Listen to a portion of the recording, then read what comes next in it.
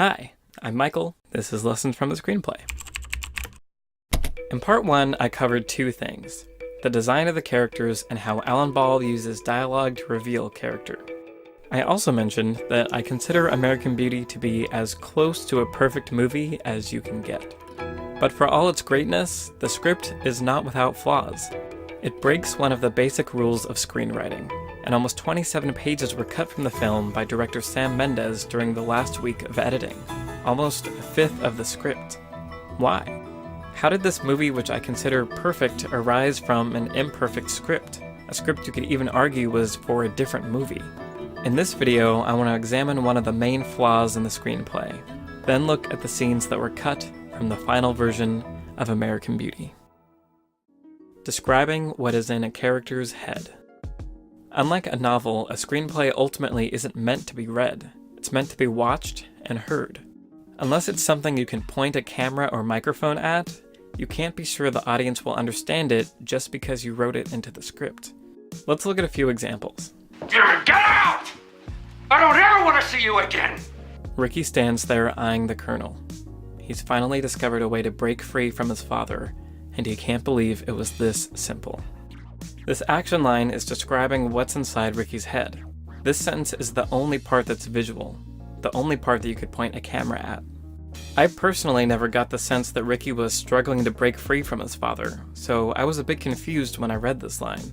I don't think this is conveyed on screen. This underscores the danger of describing what's in a character's head.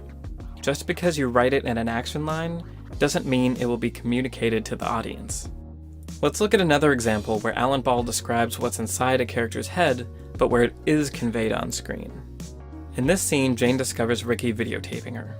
She flips him off, then comes inside to check if he's still there. Her POV. The fit support slide is still on, but there's no sign of Ricky. Jane starts quietly up the stairs. Then, just as she's almost out of sight, she smiles. A schoolgirl thrilled to discover she's the object of a schoolboy's crush. Again, the only part of this sentence a writer can be sure the audience will see on screen is she smiles. But in this case, the motivation of the smile is clear from the context of the story. We know Jane wants to feel attractive, and now she's seen that a boy is interested in her, so she smiles. We would know it's a schoolgirl smile even without that extra detail. Let's look at one last example from just a page earlier, where Alan Ball doesn't include what's inside the character's head. I really have a shot at being a model, which is great, because there's nothing worse in life than being ordinary. An awkward beat. Jane stares at the floor. This action is strictly external. Based on the context, we know Jane looking at the floor means Angela's words made her feel terrible about herself. We don't need any descriptive text added at the end. We get it. The writer's job is to structure their story in a way that reveals characters' motivations. If you need overly descriptive action lines for a reader to follow your script, you may have a problem. The last things I want to talk about are the deleted scenes, the 27 pages of script that they actually filmed and made up the movie that almost was. There are several smaller changes and missing scenes in the script, but one I found interesting is a deeper explanation of Colonel Fitz's backstory.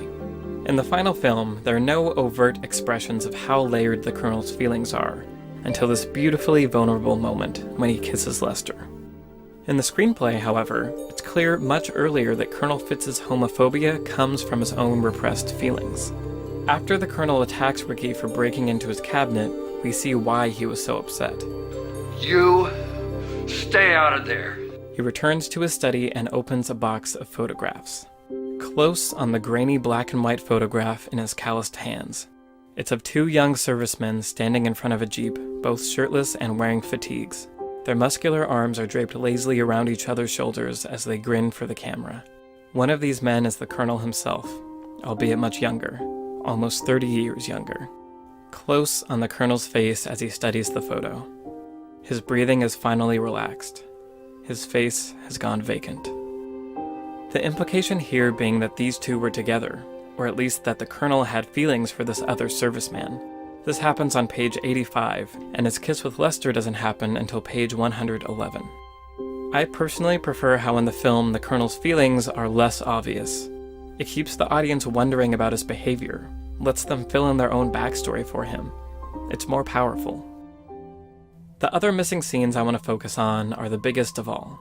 Sam Mendes describes them like this. The first was a kind of prologue in which the kids were found guilty of Lester's murder, which was paid off at the end. And we decided to excise that in the last week of editing it in the cutting room, and it changed the whole nature of the film. These court scenes, which make up the first and last 7 pages of the script, are where we meet all of the characters, except, of course, Lester. Ricky in a prison cell singing to himself, Angela on the stand testifying against Jane, and Carolyn in the gallery next to the real estate king. And as Sam Mendes says, it changes the whole nature of the story. It prepares you for a crime thriller, not a drama with a heart. The final sequence of the film has a very different tone. Between the memories of Lester's life, we see the kids being arrested and wrongly accused of his murder. Colonel Fitz, who actually killed Lester, even gives the police a videotape that makes his own son look guilty. Want me to kill him for you? Yeah. Would you? In the end, both Ricky and Jane are convicted of a crime they didn't commit. Jury foreman. We find the defendant guilty of murder in the first degree.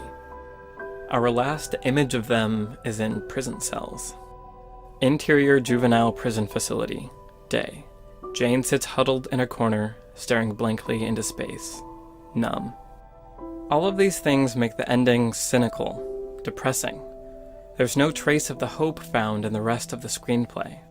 It's a downer that undercuts the theme. American Beauty was almost a very different movie. In my previous video, I shared this quote by Sam Mendes, where he says the film they ended up with was not necessarily the one that was intended. I find this fascinating, that due to a combination of luck, creative vision, and willingness to sacrifice a lot of hard work, he found the film we know today amongst the film he thought he was making. Often this idea stresses me out, that so much of filmmaking is reliant on the right place, right time, right people, that so much depends on luck.